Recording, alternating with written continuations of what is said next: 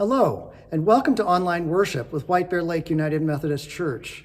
I'm Pastor Bill Eves, leading worship along with Pastor John McBride.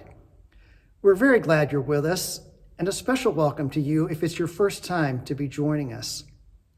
Today we continue a series of messages entitled Unafraid, Living with Courage and Hope.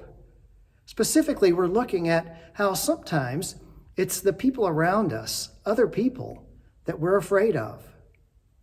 It is the mission of this church to provide nourishment for the hungers of life.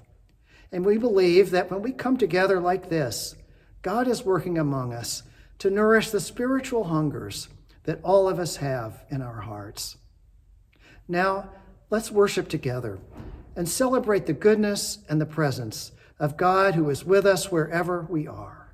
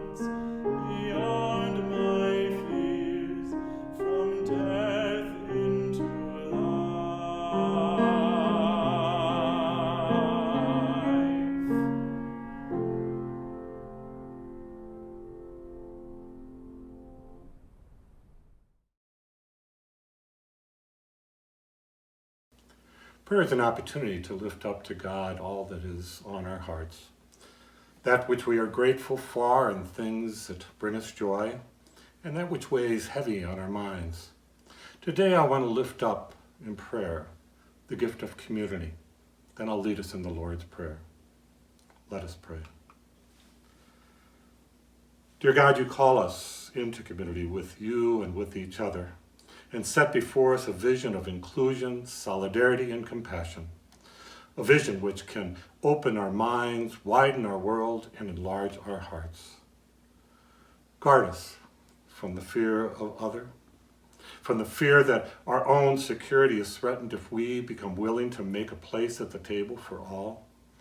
Open us to live out what we profess to believe, that our true security is in you and in your call to justice and peace, that we are a part of your global family, that the human dignity of everyone is sacred, and that we are constantly called to inclusive community. God, help us to build your community. From brokenness and indifference, build love and caring for all, for each other and for your creation. From self-centeredness and independence, build friendship and compassion for the marginalized, the abandoned, and the left behind. From mistrusts and misunderstanding, build acceptance, unity, and togetherness for all people, for all political views, for all religions, and all nations. Grant us the imagination and generosity to work together out of love and compassion for all people. Strengthen us and give us unity so we may serve hand in hand in your name. And now we pray as Jesus taught us to pray. Our Father, who art in heaven, hallowed be thy name. Thy kingdom come, thy will be done, on earth as it is in heaven. Give us this day our daily bread, and forgive us our trespasses, as we forgive those who trespass against us. And lead us not into temptation, but deliver us from evil. For thine is the kingdom, and the power, and the glory, forever and ever. Amen.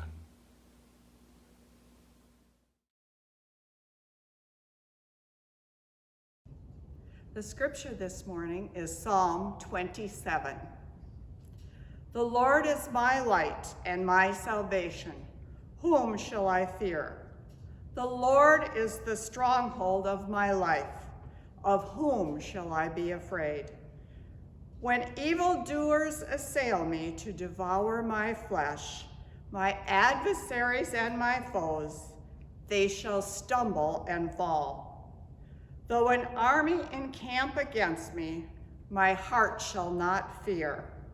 Though war rise up against me, yet I will be confident. One thing I asked of the Lord, that I will seek after, to live in the house of the Lord all the days of my life, to behold the beauty of the Lord, and to inquire in his temple. For he will hide me in his shelter in the day of trouble. He will conceal me under the cover of his tent. He will set me high on a rock. Now my head is lifted up above my enemies all around me, and I will offer in his tent sacrifices with shouts of joy. I will sing and make melody to the Lord. Hear, O Lord, when I cry aloud. Be gracious to me and answer me. Come, my heart says, seek his face. Your face, Lord, do I seek. Do not hide your face from me. Do not turn your servant away in anger, you who have been my help. Do not cast me off. Do not forsake me, O God of my salvation. If my mother and father forsake me, the Lord will take me up. Teach me your way, O Lord, and lead me on a level path because of my enemies. Do not give me up to the will of my adversaries, for false witnesses have risen against me, and they will be breathing out violence. I believe that I see the goodness of the Lord in the land of the living. Wait for the Lord, be strong, and let your heart take courage. Wait for the Lord.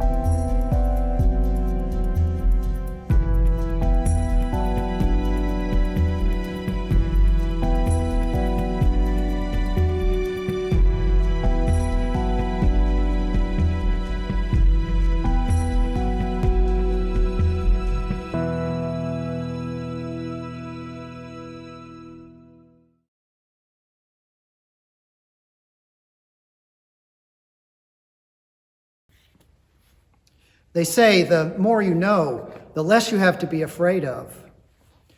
When I was growing up in the northwest corner of Georgia, our nearest city was Chattanooga, Tennessee. And there was a story that was always told, that you should never go to 9th Street in Chattanooga. You see, 9th Street was the center of Black commerce and business and culture in Chattanooga, and it was supposed to be a dangerous place for white people. We always heard the story about someone who took a wrong turn in Chattanooga one day and ended up by mistake on 9th Street. They stopped for a red light, and when the light turned green, their car stalled. They weren't able to go, and terrible things happened to them. There were lots of different versions of what those terrible things were. And it seemed that the person that happened to was always a friend of a friend of a friend, and nobody who had a real name, nobody that anyone really knew. And yet the story was told, and it evoked fear from the people who heard it.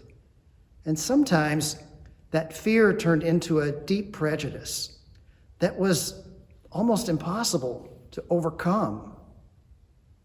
Now, let's face it, in those days, an African American person had a lot more to fear than I did as a white person.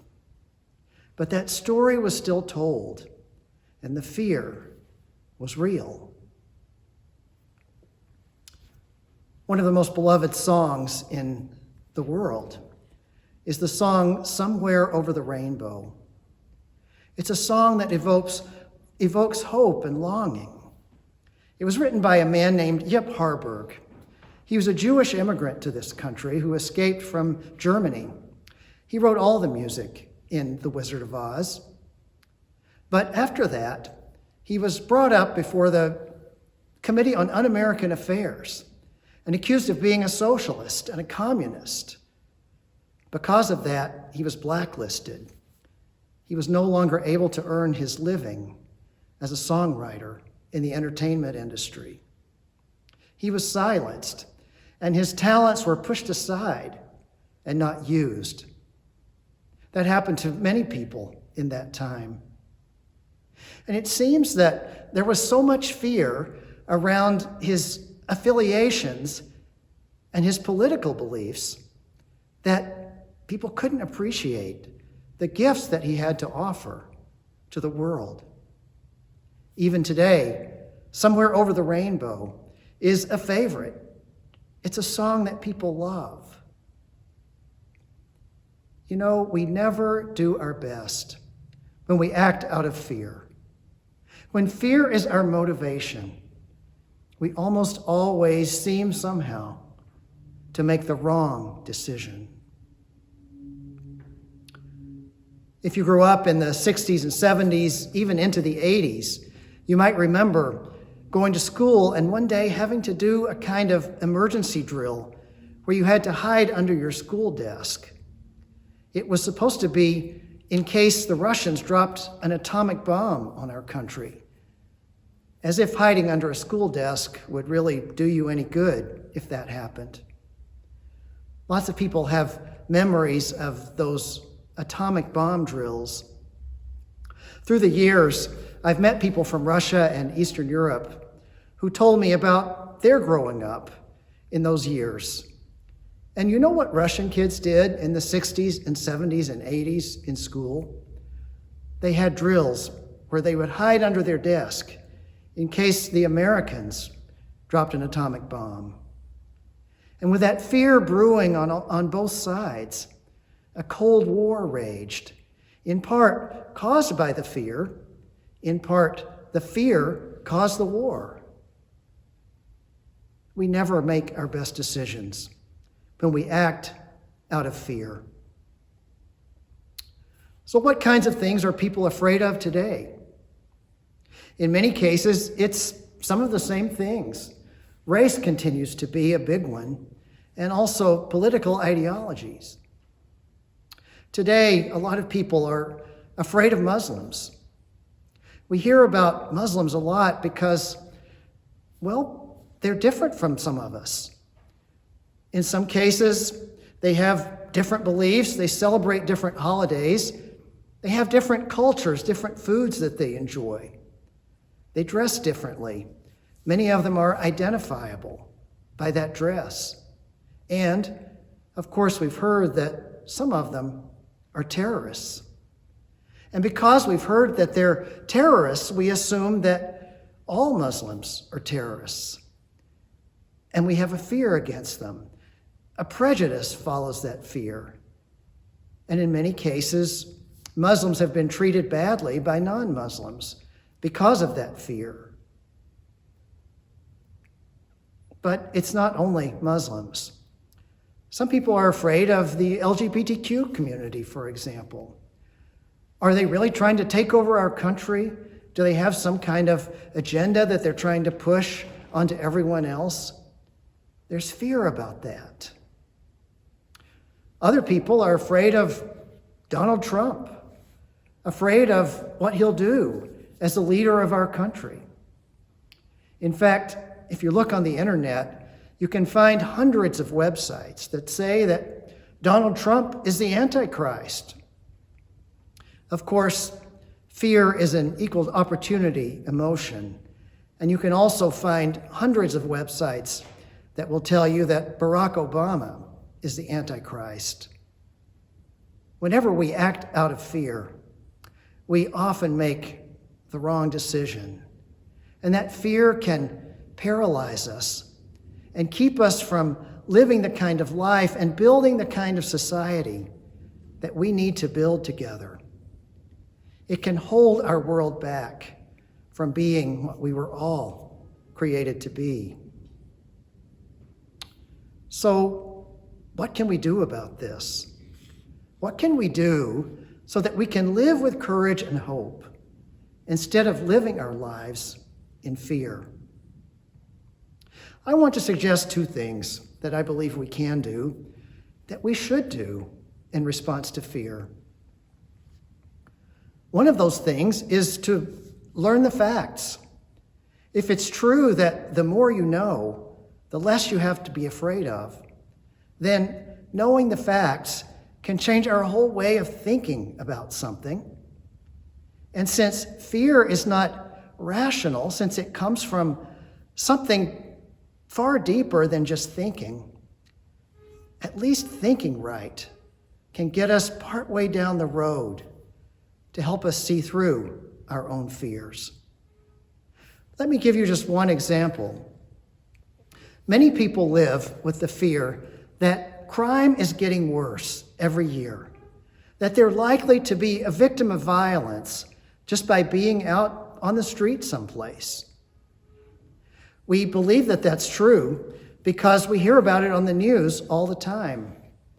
The news is filled with stories of things that are unusual, things that have just happened. That's why they're news.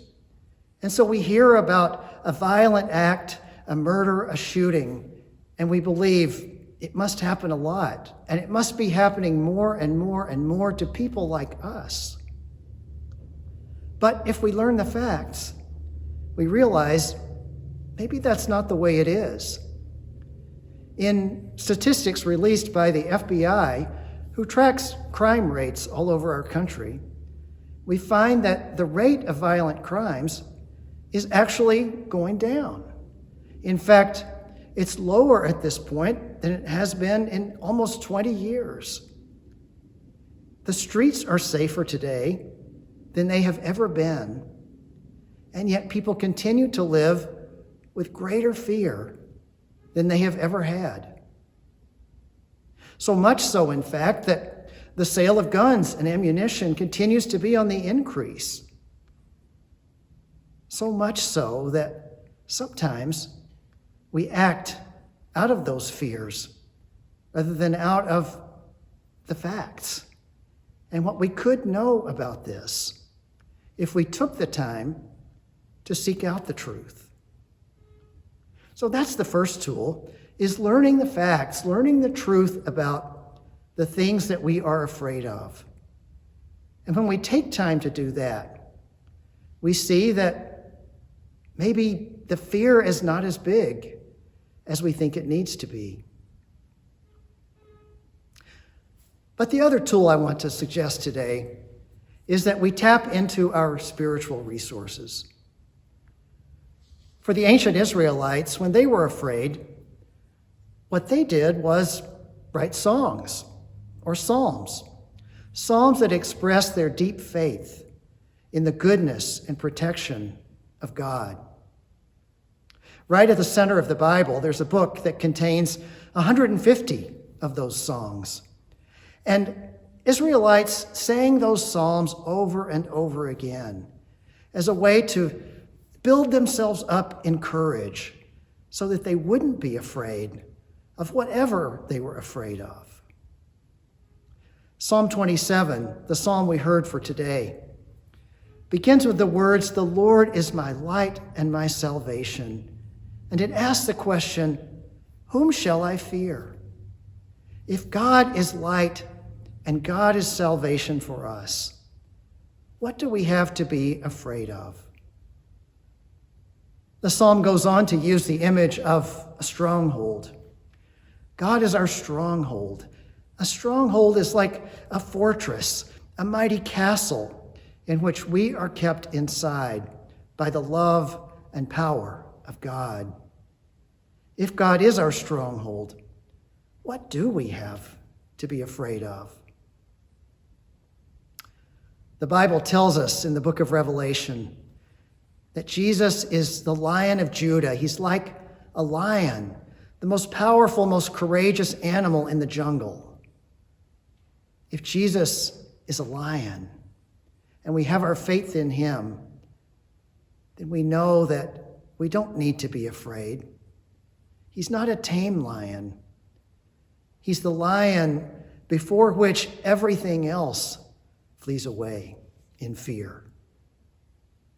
God is our light and our salvation. Of whom shall we be afraid?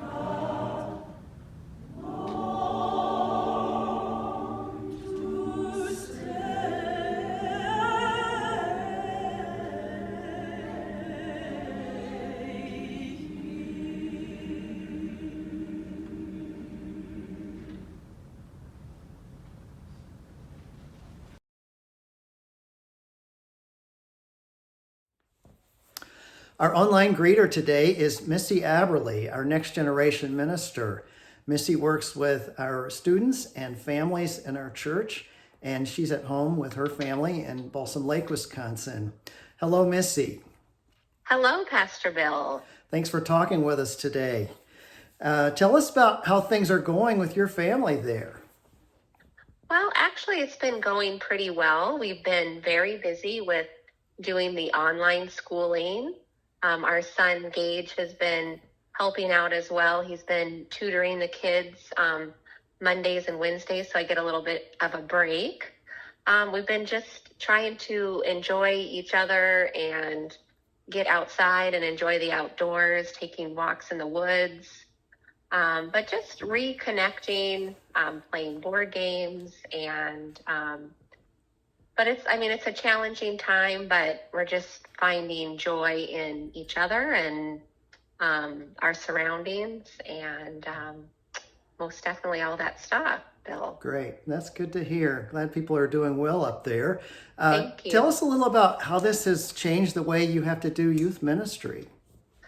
Yeah, most definitely. There's a big change. We're not able to meet face to face, which is hard. I most definitely miss our youth and our congregation and our church community, and all the staff and everything. But what we have done, we are doing Sunday school and Wednesday night programming on Zoom.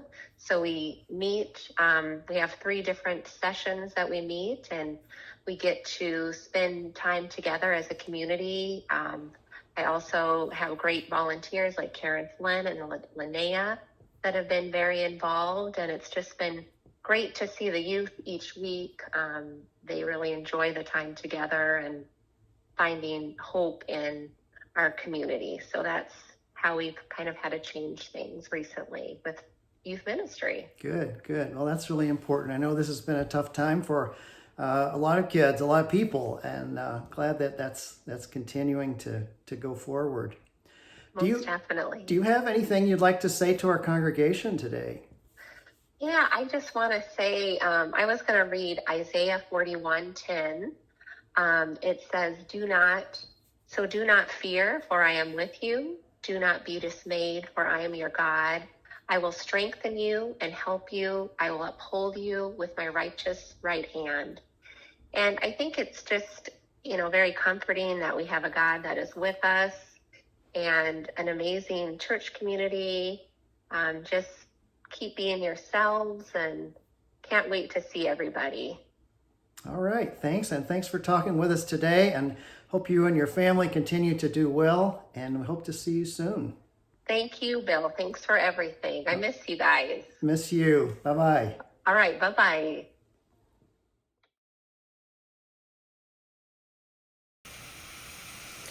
Lord, I want to be a Christian in my heart, in my heart. Lord, I want to be a Christian in my heart. In my heart. In my heart. In my heart. Lord, I want to be a Christian in my heart.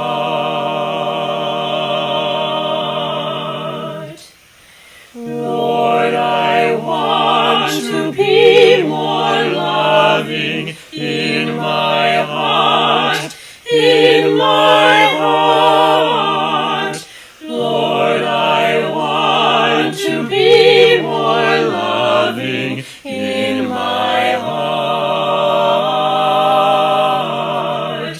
In my heart. In my heart. In my heart. Lord,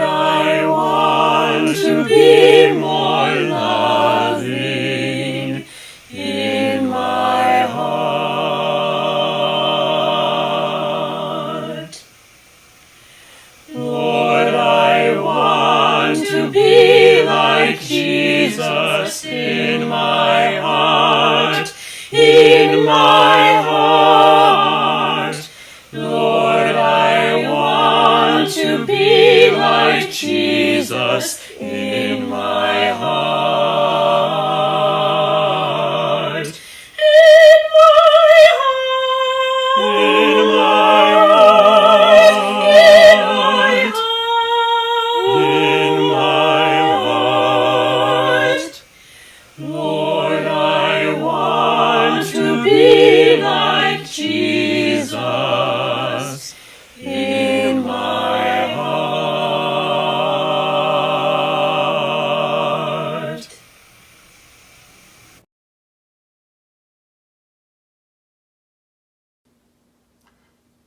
Thank you for joining us this morning. I want to remind you that next week at 10, we'll be continuing our sermon series on Unafraid. Also, at 7 o'clock every evening, please join Pastor Bill in his prayer time on Facebook. Now, when you go from this place, know wherever you go, God is already there, surrounding you with mercy and guiding you with love. So go with joy and confidence, knowing that God is with you.